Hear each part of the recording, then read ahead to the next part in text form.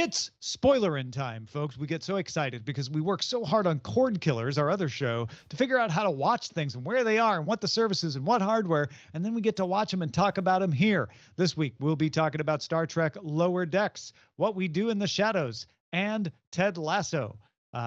Probably I should have looked at the episode numbers because I was in the wrong tab when I said that. We will be talking about Star Trek Lower Decks, Season 2, Episode 9, What We Do in the Shadows, Season 3, Episode 7, and Ted Lasso, the finale, Season 2, Episode 12. I'm Tom Merritt. He's Brian Brushwood. I'm Brian Brushwood, and most importantly, I didn't hear you say one single word wrong, just like we'll hear nothing wrong from our guest, Brian Dunaway of Film Sack and so much more. Oh, hi. Tom, where shall we begin? Let's begin with the Ted Lasso finale, Season 2, Episode 12. Thanks to Boss Joe, who sent in a link to a Reddit thread compiling a bunch of observations about the character of Nate. I didn't see these in the Reddit thread. I saw these on Twitter from Nick Muhammad, who plays Nate, pointing out relevant things about Nate. And of course, I bring up Nate because the entire season of Ted Lasso ends with Nate having left to go be the head coach, well, presumably a coach, probably the head coach at West Ham, which is now owned by Rupert, Rebecca's ex-husband. So, a couple of things. First of all, I think the Reddit thread is worth looking at because, yes, the Reddit thread begins with everything that Nick Muhammad said.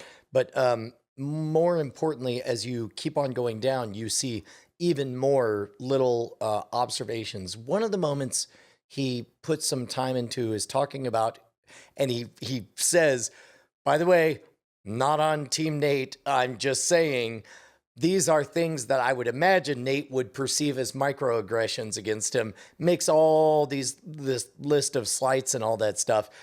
People add a lot to that list. It's a worthy read, but it occurred to me at the end of it, and Tom, we could do a short lap of describing for our audience some of these, but the thing that really struck me is in every single way, Nate's journey is what Anakin Skywalker's journey should have been. Somebody who we genuinely rooted for, who kept we were convinced he was this far off the path and he was going to snap to any second, and he didn't. And one of my favorite details that's mentioned in that Twitter thread is that Nick, the actor, has a certain amount of gray hair that they actually got rid of at the beginning. And then they allowed more of it to come out over time. And he, by the end, he's full on wearing a gray-haired wig. Like, he's literally like a Darth Vader helmet is descended upon him. He points out all of these wonderful poetic things, like the fact that Nate begins his journey with Ted by yelling at him. And get off the grass. Who are you? Oh, you're off the pitch, off the pitch. Right, exactly. It's really, really good and well executed and subtle and smart and understandable from all sides. Everything, and it's subtle, all the things that the Star Wars version of that story did not pay off on, this one did. Yeah, I can't add a whole lot to that. Just the fact that they have made at least season 2 Nate's story without us realizing it until the end. I felt like Ted Lasso when Nate lashed out and was yelling at me like, wait, what did Ted do? Oh, he didn't do anything. That's the problem. Nate needed him to guide him. Nate needed him to speak to him more. Nate needed him to understand that he wouldn't take a joke very well internally, even if he laughed out loud. Because what Ted doesn't know about Nate is that Nate has a bad relationship with his father, and Ted was a father figure to Nate. And so you're seeing, you are Ted Lasso in that moment. You're seeing Nate for the first time too late to help. And Nate has already moved on. And I'm taking this from the Media Plus podcast that I recorded with Charlotte Henry and Jeff Gamet. But they pointed out Nate has never really been a good guy. he was the one ripping people to shreds and I mean, enjoying it. Well, Two and episodes ago when he yelled at the like, towel boy. I mean, Yeah, there's no excuse for it. but even before that, even in season 1, he was only a good guy when he felt like he was cowed, when he felt like he was like, oh, I am not in charge, so I can't be anything. When allowed to be himself, he's generally been kind of a, you know, loud, obnoxious, and rude person. And you see that in season 2, when the only person he feels like he has the right to be himself around is the towel guy, is his replacement. Not saying, and when I say that, I'm not saying Nate's a bad guy, but we haven't really seen all of Nate. He's a much more complex character than I think I really recognized. Before I turn everything over to Brian, there is kind of a balance. You can tell that almost note for note, they're trying to hit the same notes at the same time, sometime full on calling him out like, 1 year ago at exactly this moment, you dropped a truth bomb on me, which, you know, is a bit on the nose or whatever.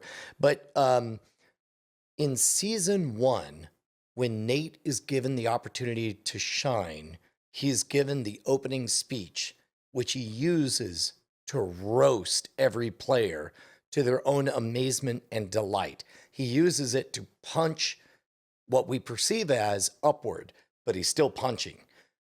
Likewise, the right time for him to give up that behavior and not punch down was like 4 or 5 episodes ago when it comes to the towel boy, but he never stopped. And again, it was the right amount because we all began to sort of, I don't think any of us by episode 5 or 6 had an inkling that this is where it was headed. But we began to sniff it out about 3 or 4 episodes ago. And I think it was Bryce that pointed out that there's that moment that Rupert whispers something to Nate, which, again, chef's kiss, excellent execution in the writing and the directing and the whole 9 yards. You know, I think I said last week that I don't think that this show has the capacity for a villain.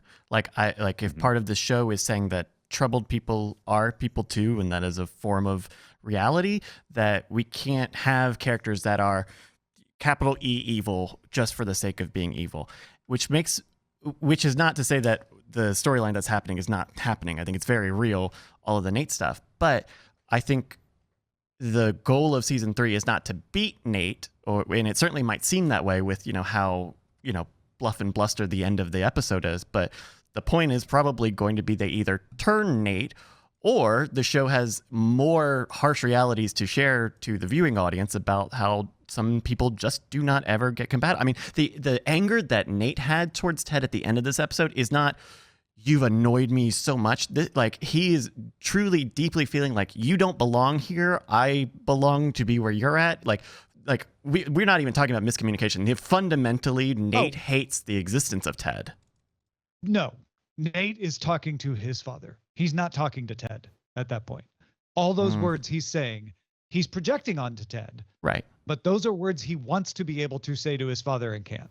Which, and I agree with that, Tom. I think that's very plausible. And my statement here is that sentence you just said is season 3. That's all we're leading up to. Is we're either going to redeem Nate, or we're going to say, because maybe we say this too, there are people in the world who you will not like and disagree and will not like you, and you will never win them over.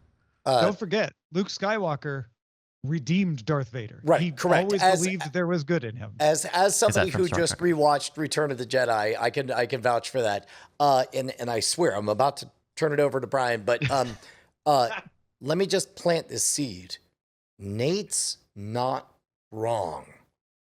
Right. Ted was brought in specifically for his incompetence at the game. He clearly is still incompetent at the game. He's great at attitude. He's great. Disagree. At they ended up being promoted at the end of the season. They did. Was that Ted's doing? Or was that Nate's doing? It's definitely more Nate. More Ted than Nate. They doubled. It was Nate's idea to run the false 9. It was which is not how they won that game. And no. It was because they were about to give it up, and they said no. We doubled down on Nate's strategy of the false 9, and it won them the game. And on a penalty kick. But yes, but my point is, Like all good villains are complicated. Brian Dunaway, what do you got? I agree 100% with everything you guys have said, but I will add, I was devastated. I truly was in Ted Lasso's shoes because I had not really, I discounted Nate, right? I mean, I'm like, ah, yeah, he's there, but he's kind of inconsequential. We've seen these characters in a million other shows. You know, he's kind of he just seemed like somebody could write off so easily.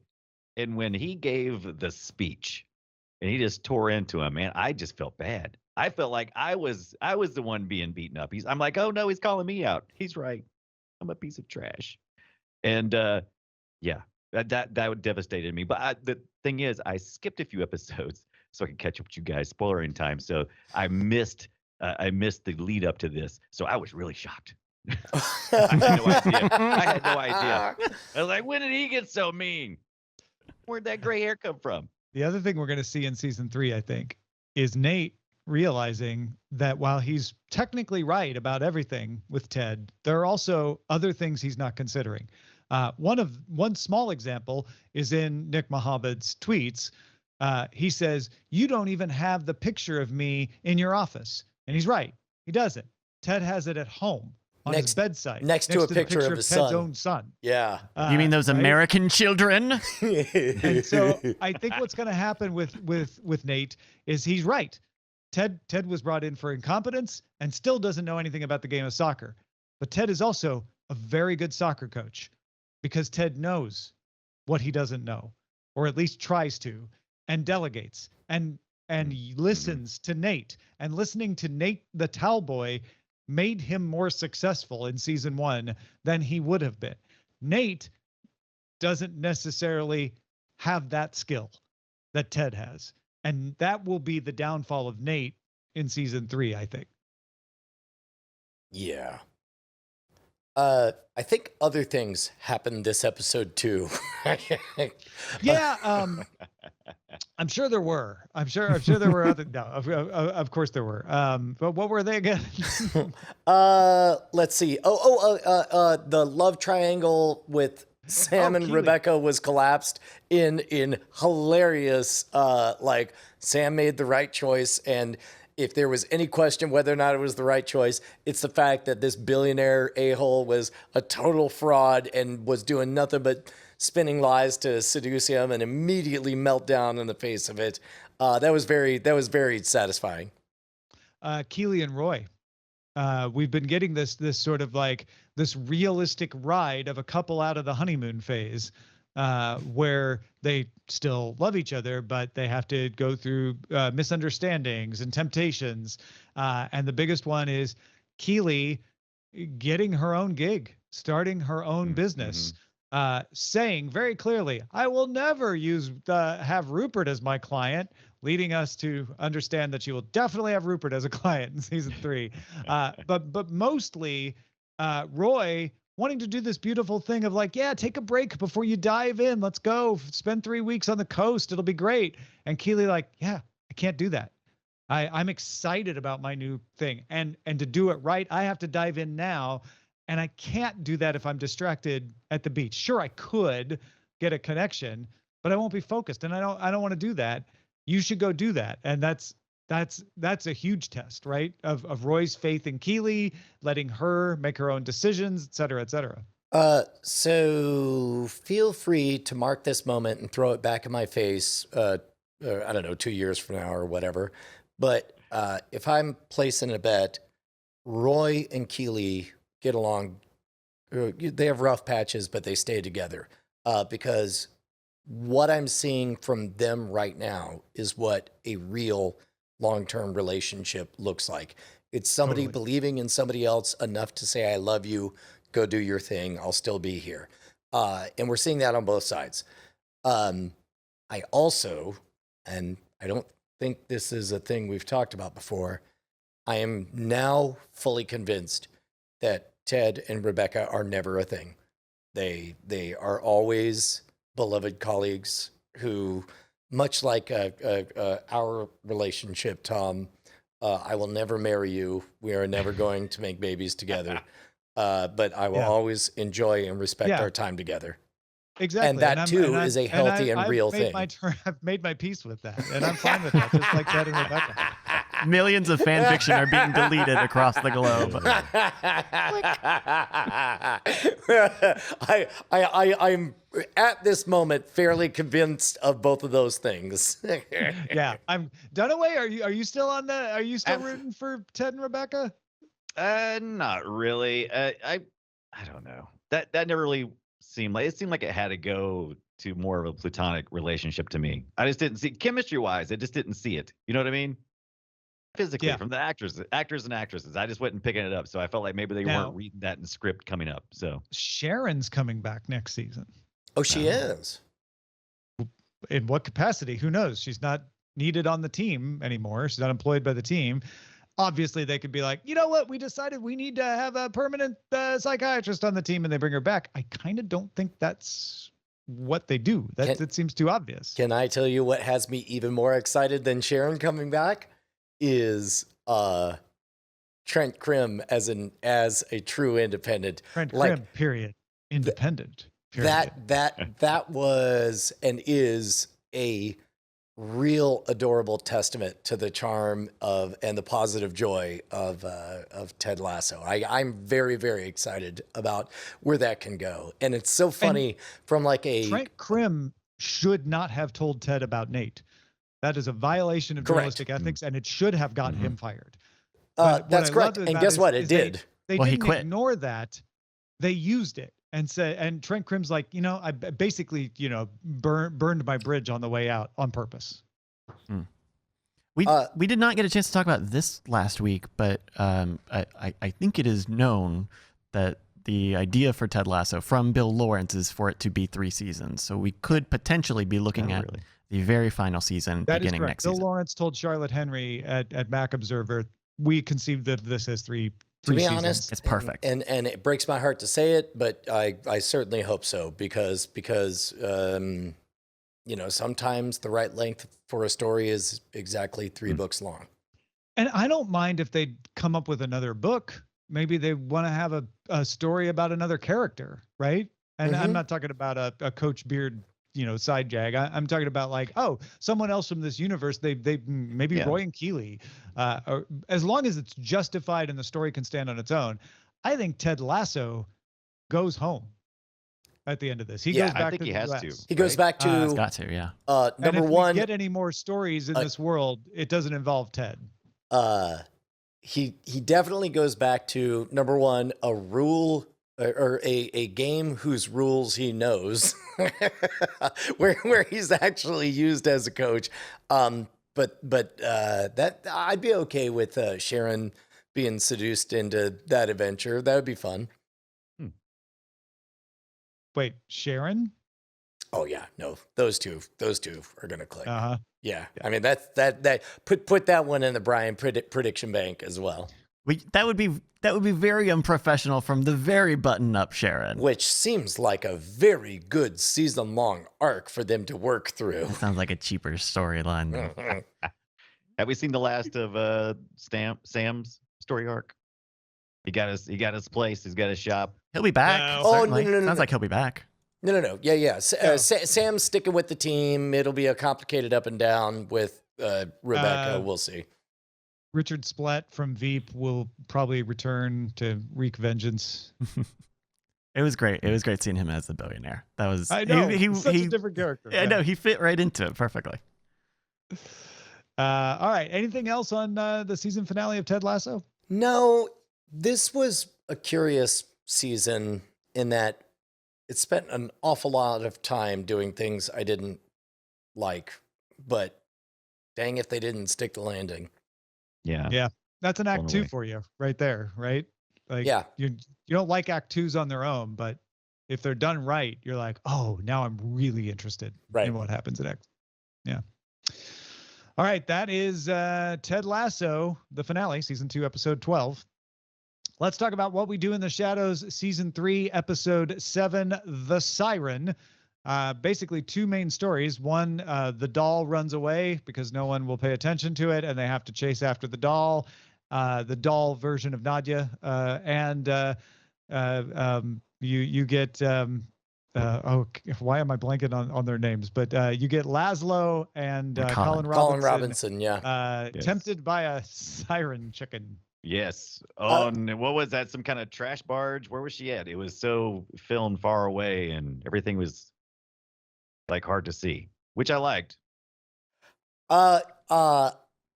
I assumed it was a little. I mean, you're right, like a trash Sandbar. island or something. Like Right. I don't think it was a barge, but oh my god, that hard left turn of what the siren was I just love slayed the me. siren. I And love when she would eat something that was so good. yeah. Well, because often a siren, which is a Greek mythological creature, an ancient story, often the siren is depicted as beautiful, which is dumb. Like, why would the Right. siren need the siren then? No, Right. it makes way more sense for the siren to look like a weird chicken lady. That's why she needs With a to evolve a horrible- siren. With a that- horrible grating voice when she's not Yeah. singing. Loved it.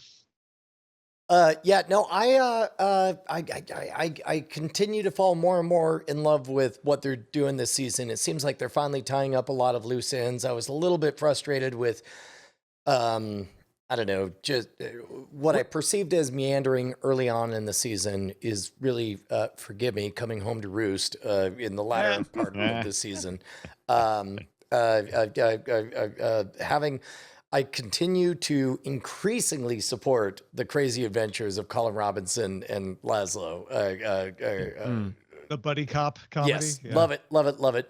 I feel like they did not give a good explanation at the end of this episode, though, for like, dang, shame we couldn't check out that island. Like, go get Right. another boat. There's no reason you have to do it right now. Go get another boat. Turn the radio off. I mean, I just assumed that they acknowledged that that's too dangerous a path and they can't get there or whatever. And also, it was kind of a lark anyway. Oh, I also don't know if Colin Robinson is done with Sheila. Right, the radio. He's listening to her song at the end of the episode. Yes. Yeah. Meanwhile, I'm glad they at least paid any attention to all the potential they had set up with the doll, even if all the doll did was say, "Hey, WTF, you set me up as a whole thing, and then you're doing literally nothing Why with are me. you ignoring Screw me this you, I'm entire out." season? Yeah. It was That was great. It was good subtext. the first time I watched this episode was with my daughter, so I wasn't really paying attention. It was the second time that I gave it my full attention, and I loved the fact that one of the vessels that she projected herself into was the Union rat that was inflated Abby the rat, outside. It was so good. For visual humor, though, I had to go with the mannequin because when it was trying to run away, I just had no bendable knees. It was just visually just slaying me. I thought that was going to be the start of a like Teen Groot style progression of the Right. doll. Like I thought the doll would be a mannequin this season, and then next season it'll be like right. a life-size figurine or Well, something. That is a new power the doll has that we've introduced. Could be used in future episodes, certainly. Of course, I think we're all dancing around the real star of this episode, Count Bakula. Yes! Oh yeah, at the top of the show. Yeah. What's funny is I believe just 1 week earlier we had made the joke on Modern Rogue. Once you go Bakula, you never go Dracula, and then all of a sudden he's on it. It was amazing. I'm not even surprised. This is what we do in the shadows does. But just the idea that Scott Bakula would talk to them, but also just be like, no, I'm just Scott Bakula. I'm not a vampire. And then you they know, would are we be done? so blatant about like, you're not a vampire because we're vampires, and we wanted to find out if you were a vampire like us. Like it's And he's not freaked out. He's just like, no. It's just me. I'm There- just Scott Bakula. they're setting themselves up for a sort of public outing, aren't they? I mean, one of the work that They do Nandor keep dropping did, a lot of hints I around mean, that. if yeah. they did sponsoring that, a softball team, like that's if foolish. they did that, I don't even know that I would mind it. Like let's say they become a viral sensation or whatever, and then they have to explain to the International Vampire Council their actions or whatever. And then I mean, it meanwhile, would be very consistent with the show for them to be outed in public and it have no repercussions. correct. Like That no makes one the most really sense. takes it seriously. and Right. yet they still get punished and lose their positions as heads of the Vampire Council. Because didn't they basically kill all the New York vampires and now they Yeah. just run that thing? So like it's funny that they set up this conceit that they're in charge when it kind of doesn't really do anything this season. Also, shouts out for what was simultaneously the most tedious Best Buy checkout and my favorite Best Buy checkout that I ever Oh. saw. Yeah. Well, especially the part where he's like, "Oh wait, yes." Oh, then for the I Geek will." Squad. Yes. Oh, No, yes. actually, that's a good idea. And he looks at the camera as he says, L. Cravensworth at Connectix.com. Oh, that's beautiful. Any other thoughts on what we do in the shadows? Yeah, I just think this season is recovering, and I don't know how much of it was me having overhyped expectations or being steeled for a lack of success due to COVID recording sessions or what. But to me, it feels like the second half of this season is much better than the first half. I don't know if that rings true with any of you guys. Dunaway? That's probably about the same. I really enjoyed this episode, but I think it almost all hinged on the siren scenes. It just killed me. It made me feel uncomfortable the way they shot it. They always shot the siren kind of where it was never comfortable. You could never see her entirely. All of it was like long shots, and everything was just so dark. And but yeah, I really dug this episode. That is What We Do in the Shadows, Season 3, Episode 7. Let's talk about Star Trek Lower Decks, Season 2, Episode 9, the penultimate episode. Boimler tries to find a bridge buddy because the Cerritos is taking a long warp trip. And not lost on me that this was a fun bit of like, hey, you know what these shows skip over? The long time they spend getting from one place to another. Yeah, they can go warp speed, but sometimes they're still traveling for quite a long time and have nothing to do. So what do? And we got to see some of what they do. And a lot of it from very different lenses.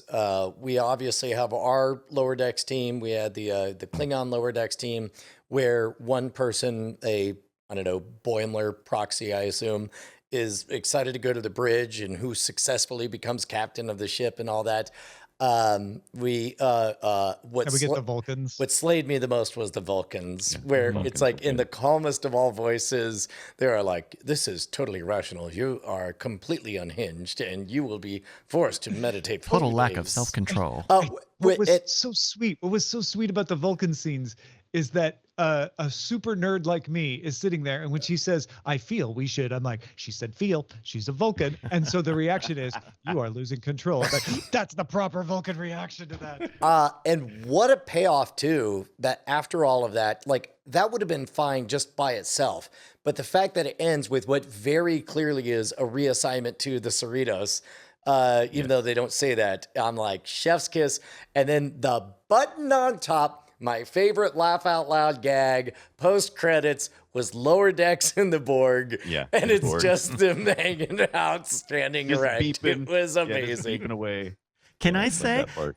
this is the best episode of Lower Decks that they've made? Oh, that's great. This is That's so interesting. great. This is like head and shoulders another level of like the thing that really frustrated me very small, but was that we had all of these characters, all these aliens, all these different species, and none of them really had any weight to them. It was very Rick and Morty, and Mike McMahon, who created this show, is a Rick and Morty alumnus showrunner.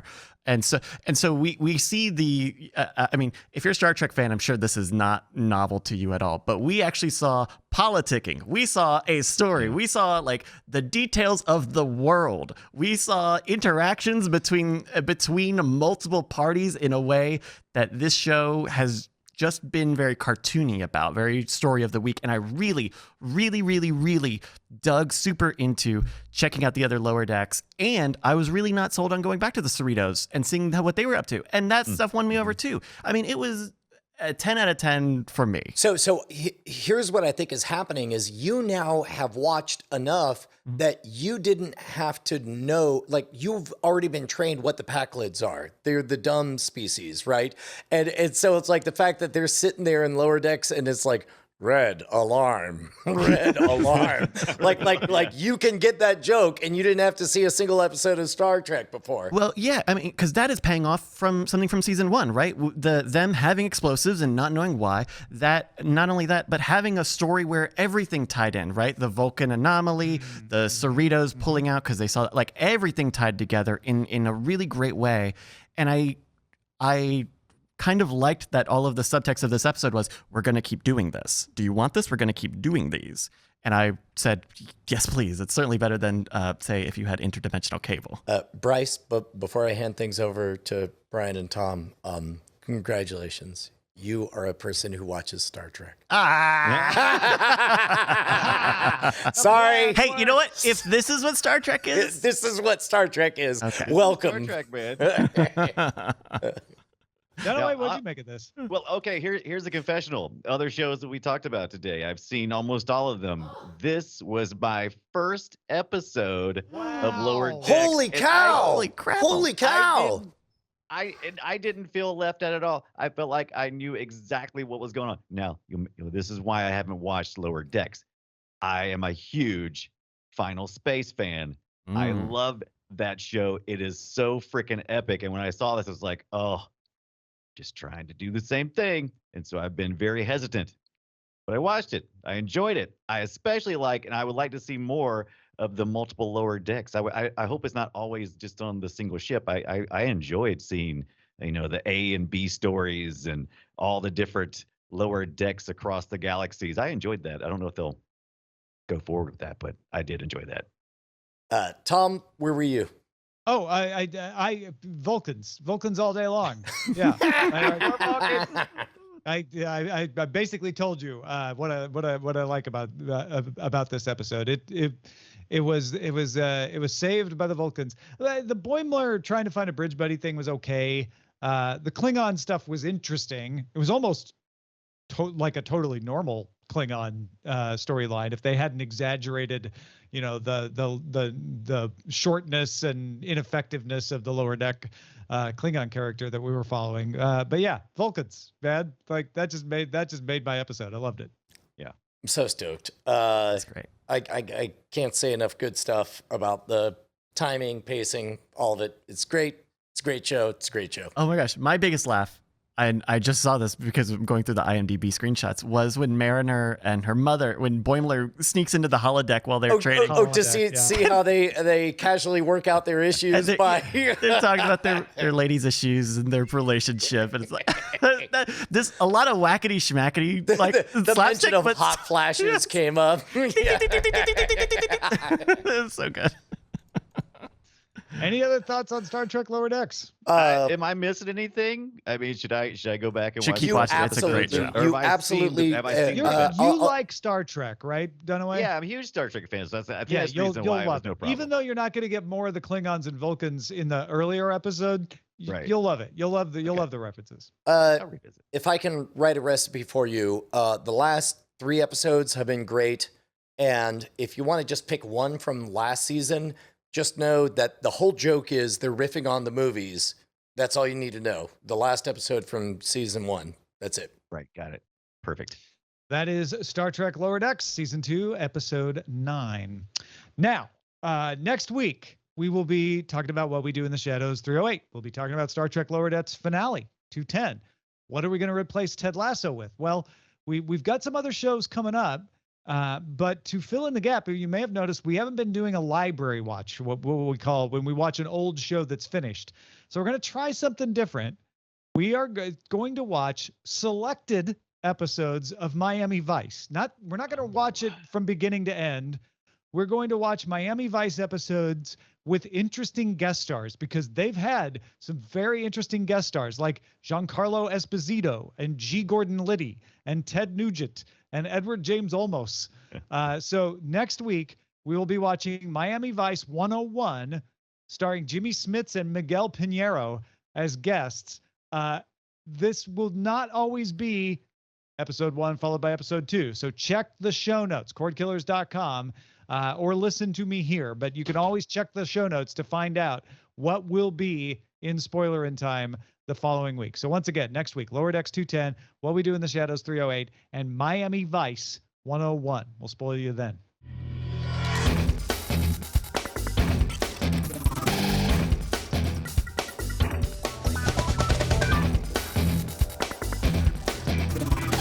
Diamond Club hopes you have enjoyed this program.